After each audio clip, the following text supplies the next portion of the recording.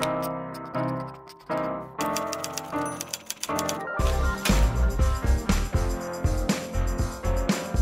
Caroline.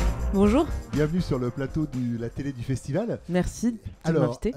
est-ce que vous pouvez vous présenter en quelques mots ? Alors, je suis Caroline Gillet, je fais du documentaire, notamment pour la radio et notamment pour France Inter. Depuis la chute de Kaboul en août 2021, je suis en relation avec Marwa et Raha qui m'envoient des notes vocales pour me raconter ce qu'elles traversent, deux jeunes filles afghanes. Et c'est devenu un podcast qui s'appelle Inside Kaboul. Mais alors, pourquoi l'Afghanistan ? Pourquoi Kaboul ? Est-ce que vous avez une connexion particulière ou c'est l'actualité d'un seul coup, vous avez fait prendre conscience, mais finalement, en tant que journaliste, il doit se passer des trucs terribles là-bas pour les jeunes femmes. Comment ça a été la connexion finalement ? J'ai jamais été en Afghanistan et c'est assez rare en fait pour moi de commencer un projet sans avoir été sur le terrain. C'est la particularité de ce podcast puis ensuite de ce film d'animation, c'est que il est basé sur un échange épistolaire sur les journaux de ces deux jeunes filles que j'ai rencontrées à distance uniquement. Enfin, ensuite elles sont arrivées en France et on s'est rencontrées pour de vrai, mais on a travaillé uniquement sur base de ce qu'elles pouvaient me raconter, de moi les questions que je pouvais poser, mais sans jamais être sur le terrain. Donc c'était assez singulier. C'était la première fois que je travaillais comme ça. Alors, le premier contact, ça s'est passé comment ? Vous les avez appelés vous aviez un contact avec eux, l'ambassade de France. Comment vous avez fait pour les rencontrer finalement, ces deux jeunes femmes ? Moi, ça fait des années que je travaille avec des jeunes francophones partout dans le monde pour des émissions de radio. Au moment où Kaboul tombe, je prends contact avec un jeune homme que j'avais rencontré il y a quelques années et qui avait parlé au micro pour moi, pour France Inter. Et je lui demande, est-ce que tu connais des jeunes filles là-bas ? Et il me parle de deux amies, Raha et Marwa. À l'époque, je me disais qu'on allait travailler seulement avec une des deux jeunes filles pour une chronique, pour France Inter à l'époque, une chronique qui devait être éphémère. Et puis en fait, elles étaient toutes les deux tellement géniales, elles étaient toutes les deux très très différentes, et puis surtout à un moment il a été question pour l'une de partir et pour l'autre de rester, et donc j'ai trouvé que c'était évidemment essentiel de raconter leurs deux histoires. Au début, ça ne devait être qu'une chronique, donc au bout d'un moment, cette chronique s'est arrêtée. Et puis en fait, moi, je voyais qu'il se jouait des choses tellement importantes dans ce qu'elle me disait qu'il fallait que ça continue. Et donc on a continué d'abord un peu dans le vide, entre guillemets, sans savoir où ce serait diffusé. Et puis en fait, quelques mois plus tard, je suis retournée voir France Inter, je leur ai dit, on a continué ce travail. Je trouve que ça vaudrait la peine d'en faire un projet plus long. Et puis là, évidemment, l'Afghanistan, c'est l'ailleurs absolu, peut-être, dans nos imaginaires. Et donc, l'idée de pouvoir créer une relation avec quelqu'un là-bas et rentrer dans leur intimité et se rendre compte d'à quel point les nouvelles technologies, il y a beaucoup de choses compliquées, mais il y a aussi beaucoup de très belles choses, à savoir que là, par exemple, grâce aux notes vocales, j'ai l'impression qu'on se sent extrêmement proche d'elles. Comme si, il y a beaucoup d'auditeurs et d'auditrices qui m'ont dit, j'ai l'impression que c'est devenu des amis, et je crois que c'est très sincère parce que pendant dans la forme du podcast, c'est plusieurs heures qu'on passe ensemble à les écouter, à écouter des choses qu'elles peuvent raconter qui sont très très intimes. Donc voilà, c'est cette force-là de ce que permet la radio quand on peut raconter des histoires comme ça. Et puis ensuite, c'est pas dur du tout, c'est même très difficile de décrocher parce que elles sont tellement incroyables l'une et l'autre que c'est une grande joie, un grand privilège d'être en lien avec elles depuis 2 ans. Alors justement, moi une question qui m'intéresse, c'est quelle est la part du perso et du pro dans votre démarche ? Est-ce que c'est pas un peu compliqué là ? C'est très très compliqué. Où est la journaliste ? Ouais. Où est l'ami ? Comment vous triez tout ça, Caroline ?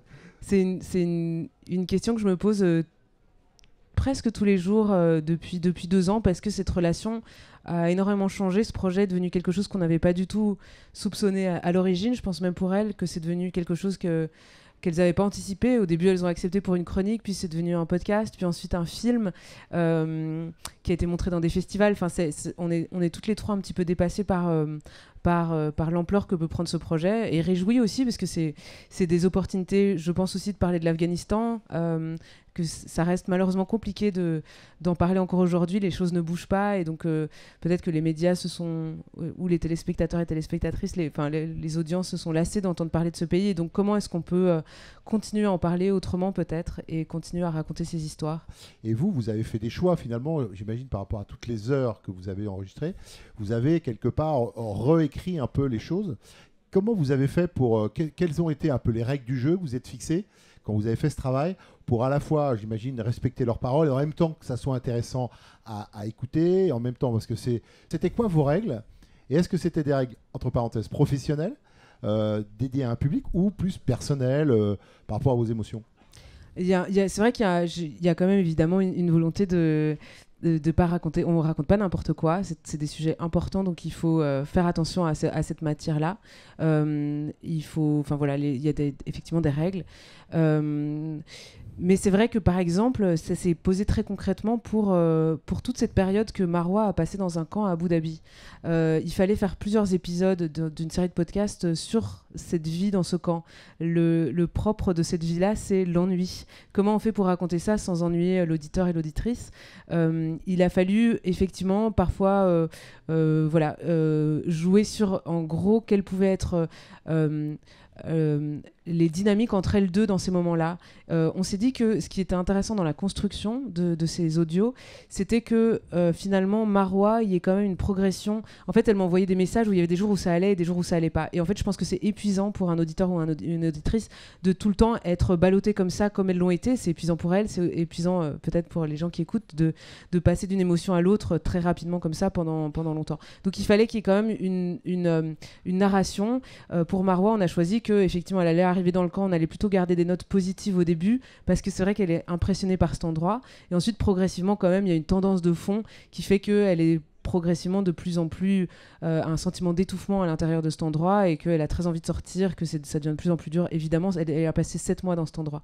Et au contraire, avec Raha, on a décidé qu'on allait garder ces allers-retours parce que je pense que c'est le propre des régimes totalitaires terroristes dans ce cas-là, que en gros, ils créent un régime de peur parce qu'on ne sait jamais ce qui va vous tomber dessus. Et donc ça, je pense que c'était intéressant de restituer cette sensation de peur permanente de what's coming next, quelle est la prochaine chose qui va nous tomber dessus, et de mettre aussi l'auditeur ou l'auditrice dans ce ressenti-là. Mais est-ce qu'on peut imaginer que c'est une sorte de mise en scène que vous avez fait au travers de tout ce que vous avez, ce matériau? Est-ce qu'il y a... Il y a quand même un petit peu effectivement de mise en scène, ou en tout cas de volonté. J'ai travaillé avec pour la première fois de ma vie avec quelqu'un qui fait un métier de script doctor, donc il m'a aidé, il m'a aiguillé dans ce travail pour faire tenir, l'enjeu quand même, je pense, pour elle et pour moi, c'est que les auditeurs et les auditrices restent accrochés. On a quand même envie que vous écoutiez cette histoire et que vous soyez accrochés avec nous. Donc, il y a sans pour autant la trahir, d'ailleurs. Sans pour autant la trahir. Donc, voilà, c'est tout cet équilibre à trouver. Mais par exemple, le travail avec le Script Doctor, ça a été intéressant. On a fait quelques réunions et puis il m'a dit, mais tu sais, l'histoire, c'est celle de Raha et Marois, 2 amies qui sont séparées, et comment elles vont éventuellement ou pas se retrouver. Mais c'est aussi l'histoire d'une correspondance à vous 3. Et donc, il faut que le fil narratif, ce soit aussi l'histoire de cette amitié-là. Et c'est ça qui va traverser les épisodes et qu'il faut absolument mettre en avant. Donc, typiquement, c'est des discussions et des choix qui ont été faits et qui sont ceux de personnes qui travaillent dans le cinéma et qui travaillent plutôt dans la fiction. Mais là, c'est pas une fiction, c'est une réalité. C'est pas une fiction, donc il faut trouver un équilibre parce qu'il faut pas trahir la réalité. Donc je savais que j'allais tout leur faire écouter, donc j'avais pas du tout aussi envie Enfin, il fallait qu'elles sentent qu'on avait été fidèles à ce qu'elles avaient ressenti, à ce qu'elles étaient. Par exemple, ce qu'on a entendu tout à l'heure avec Caroline, ça a été validé par eux, cette version-là, elles l'ont complètement validé. Ce qu'on a fait sur scène, ça n'a pas été validé parce que je pense que c'est vraiment très très proche de ce qu'on a fait dans le podcast. Mais tout le podcast, donc ceci c'était des extraits du podcast, tout le podcast a été validé. Je leur ai fait écouter et c'est vrai que c'était important parce qu'on s'était fait cette promesse au début, ça faisait partie des règles du jeu pour qu'elles se confient, et que aussi si jamais elles avaient dit des choses en pensant s'adresser à moi en tant que personne dans des moments de détresse qu'elles n'avaient pas envie de voir dans le podcast, il fallait qu'elles puissent me le dire. J'espère qu'elles se sont senties libres de me le dire. Voilà, elles m'ont fait quelques retours, et aussi pour des questions de sécurité, me dire en fait là tu parles de cette chose-là, tu l'as gardée dans le podcast, il vaut mieux qu'on l'enlève parce que ça permet trop de nous identifier. Donc là, ça moi je pouvais pas le savoir, il fallait qu'elles fassent cette écoute-là. Ça on l'oublie un petit peu dans tout ce qu'on vient de vivre, c'est qu'il y a quand même la vie de 2 familles, enfin de gens qui sont aujourd'hui, alors elles ont pu partir, mais aujourd'hui il y en a qui sont encore à Kaboul, encore sous la menace des talibans. Donc il y avait quand même toute une notion de sécurité dans votre projet. Très important.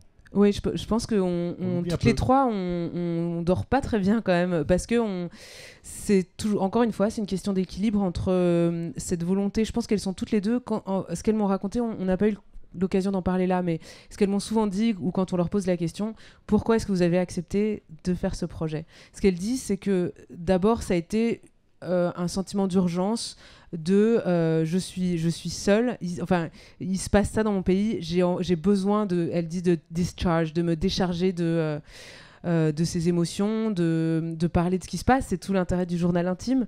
En fait, c'est de se libérer, aussi de parler à quelqu'un très loin, parce qu'elles avaient le sentiment que sinon elles allaient être oubliées, qu'il fallait qu'il y avait un sentiment d'urgence, il faut qu'on sache ce qui se passe ici.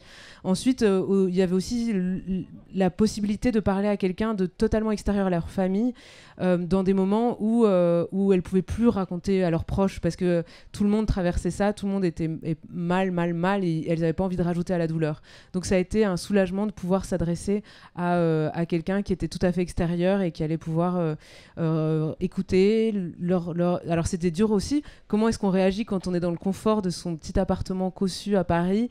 Qu'est-ce qu'on dit quand quelqu'un vous envoie une note vocale désespérée? Comment est-ce qu'on est à la hauteur de cette responsabilité-là?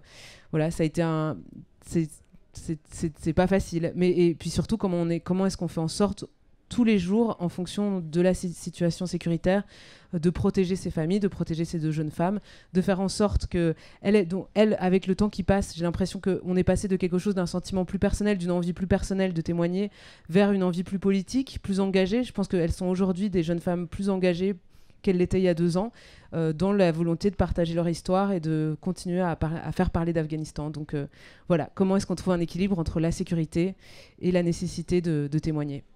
Alors, ma dernière question, qu'est-ce que vous pensez du festival du journal intime? C'est atroce, hein, quelle horreur. Non, c'est génial, qu'est-ce qu'on est bien, on est extrêmement bien reçus. Je suis admirative de l'attention. Il faut dire quand même qu'il fait chaud aujourd'hui, de ressentir tout ce respect pour cette histoire, toute cette attention. Je suis très très heureuse d'être là et je vous remercie beaucoup pour l'invitation. Non, c'est nous qui vous remercions. Merci beaucoup. Merci beaucoup.